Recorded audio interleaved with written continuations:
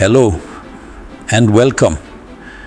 You're probably here because you're a lawyer, which means you're already neck deep in the thrilling world of torts, contracts, and anyway, we're not here to talk about the soul-crushing monotony of legal paperwork.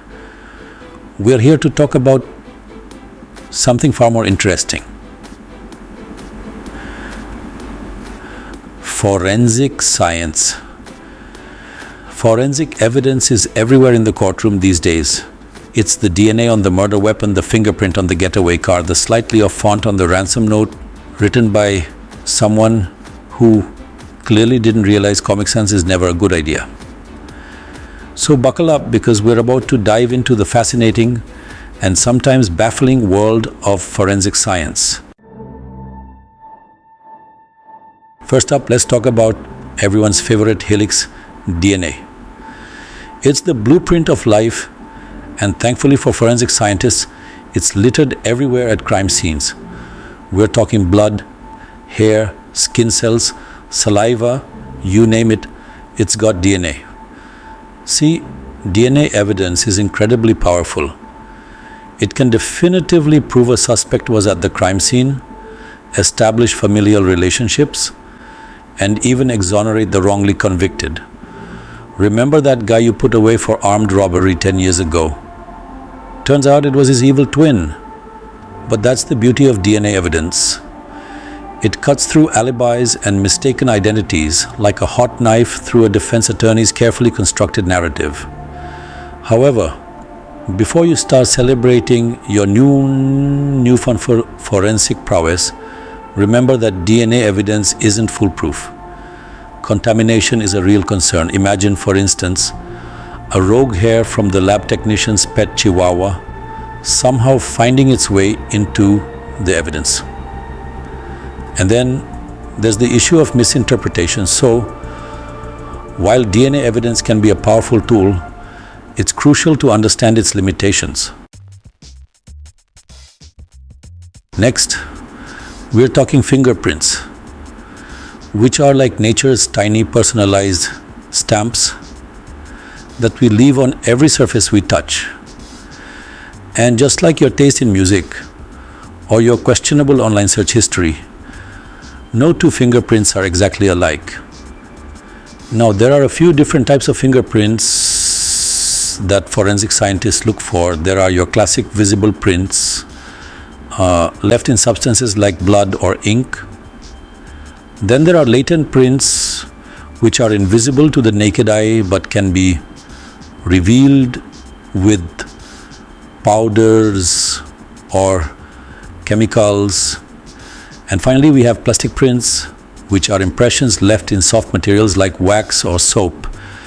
Fingerprint evidence has been a cornerstone of forensic science for over a century, and for good reason. When analyzed correctly, fingerprints can directly link a suspect to a crime scene or a specific object. But before you start practicing your case-closed finger guns, remember that fingerprint analysis isn't without its flaws. Smudged or for partial prints can lead to misidentifications, and then there's the issue of human error. Analyzing fingerprints is a meticulous process, and even the most experienced examiner can make mistakes. So, while fingerprint evidence can be a powerful tool in the fight for justice, it's important to remember that it's not infallible. Let's move on to something a bit louder, shall we? Ballistics. It's the science of projectiles. And in our case, those projectiles are usually bullets. Now, when a gun is fired, it leaves unique markings on the bullet, kind of like a fingerprint for firearms. These markings, called rifling marks, can be used to match a bullet to a specific gun with remarkable accuracy. But ballistics is more than just matching bullets to guns. It's also about trajectory analysis. By examining the path of a bullet, investigators can determine where the shooter was standing, the angle of the shot, and even the type of gun used. And let's not forget about gunpowder residue. This stuff gets everywhere when a gun is fired, and I mean everywhere.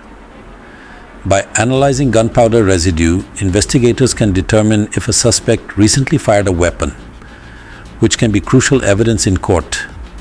But just like everything else in the world of forensic science, ballistics isn't without its challenges.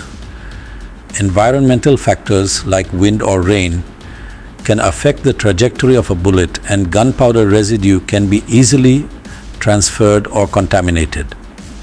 So while ballistics can provide compelling evidence, it's important to remember that it's not always cut and dry. Chapter 4: Document Examination and Handwriting. Analysis, Unmasking Deception on Paper.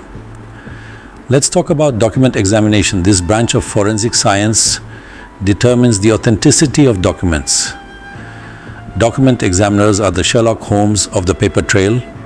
They spot forged signatures, analyze ink and paper, and decipher handwriting.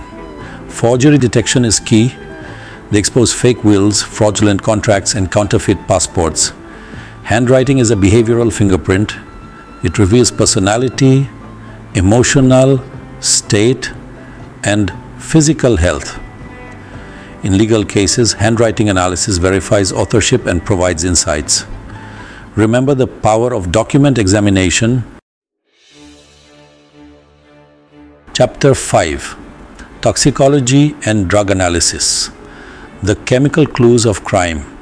Now let's talk about toxicology, which is basically the study of poisons and their effects on the body.